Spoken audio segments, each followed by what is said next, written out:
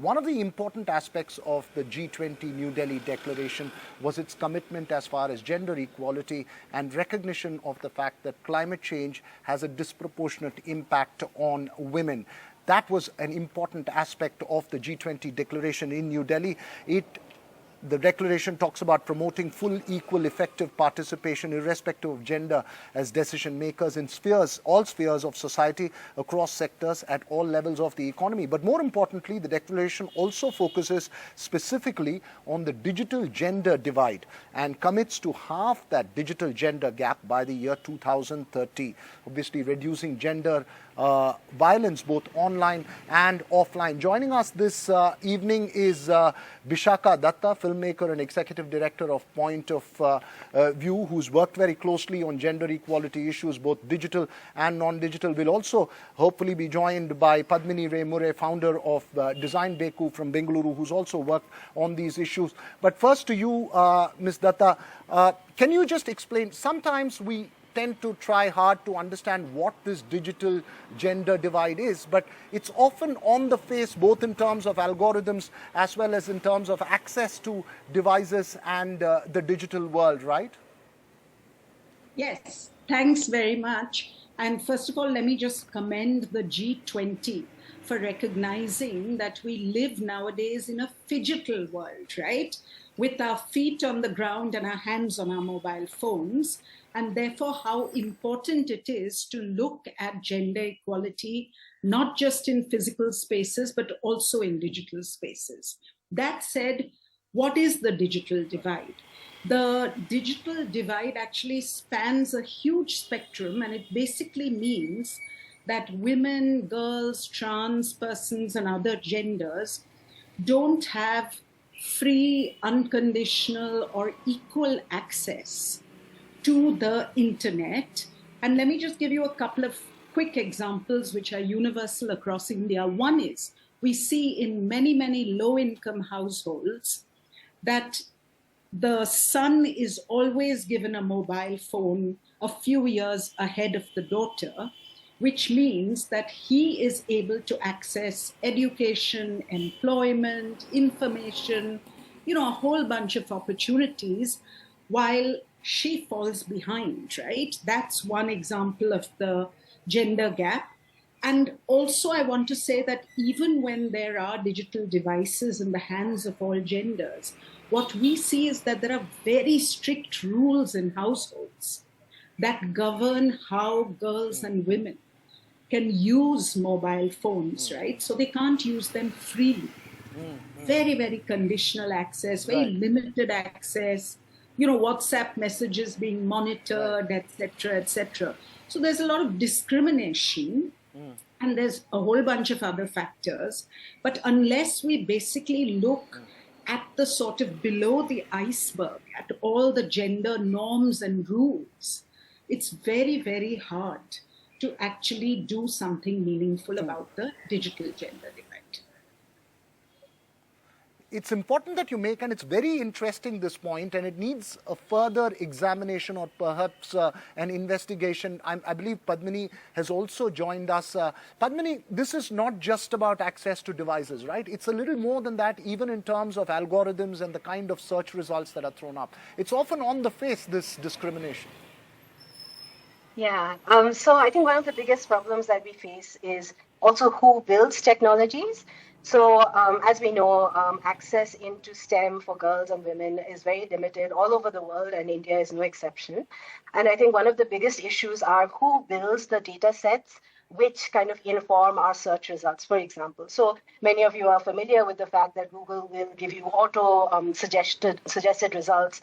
So if you look up, let's say, a doctor or a professor, those will default to male figures, right? So the way that women are systematically excluded due to the bias of the algorithms that are used in these kind of mainstream technologies that we use all the time is very important to remember. And so the one way to kind of think how to fix that is to get more women and more women from diverse communities actually helping build and design the tech. Oh, very important that you make those points. We talk about climate change and decisive leadership for women. And when we talk about the kind of words that are contained in the G20 resolution, as we go forward, what do you think would be the key challenges in perhaps enforcing this and walking the talk? So I think, as Bishakha mentioned, phone ownership and who has the phones in the household is very important. And women should have agency when they are using phones, making online spaces safer, of course, to kind of encourage them to stay online and be online, but also kind of thinking about, especially when we look at the kind of the bulk of the population in this country who are using mobile phones, say, for example, women farmers, which is a demographic that we work with, the assumptions that we make about how they use their phones, how they understand the language, both visual vocabulary as well as the actual linguistic language, is very important. And when we build these, we can't build them in isolation. We can't build them while sitting in, our urban elite spaces. But we need to be in constant conversation and have co-design kind of opportunities to work with women to kind of develop the technologies they trust, they feel safe, and they also enjoy using. Okay. And also sort of decrypting the jargon. You see, when we talk of, yes, please go ahead, Bishakha. Yeah, I just wanted to add, I think I totally agree with everything that Padmini has said. And the one other big thing we really need to look at is actually online violence, right? Because this is something that cuts across a very big gendered experience online. And we know that women, trans persons, etc., who face harassment, abuse, or violence online, sometimes restrict their expression or, remove themselves from platforms, etc., right? So we can't really bring down the digital gender gap by half unless we are willing to take digital violence as seriously as physical violence and acknowledge the harm that it causes in our lives and really seriously deal with this. Yeah, it's an important point that you make there. Often we don't understand that it's different to be, at least the men don't understand that it's different to be a woman in the digital world in terms of facing violence in that bit. I also want to decrypt some of the jargon that's there in terms of when we say climate change as a disproportionate impact on women, we are talking that in a distress situation, and any distress situation, in a household, in a socio-cultural environment, it's the women who face the brunt of it first, right? Yeah, absolutely. A friend of mine is actually doing some research around this, and he's found that that in terms of getting water, which we kind of think of as something that is, a kind of a very rural problem. We have these kind of images of women in villages trying to get water, but actually getting water is a role that women in all households play. Be that an urban elite household where they need to turn on the pump or need to kind of negotiate with the truck that is delivering the water. And all of this is happening via WhatsApp messages. There is a kind of online community that kind of takes care of that. So women are always kind of at the forefront of making these decisions that are so small that we tend not to notice them, but they kind of guide our lives every day.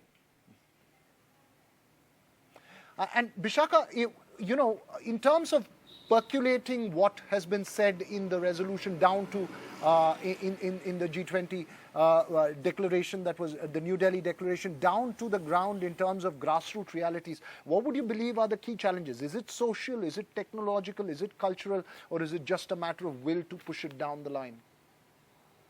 I think it's probably a mix of all of that, because one of the problems with not having enough access to digital devices is that, we need much more digital literacy, etc. I think the social barriers are really that's the part that always gets overlooked. So there's always a belief that if you can get a mobile phone or a digital device in the household, that you've somehow, done something about the digital gender gap.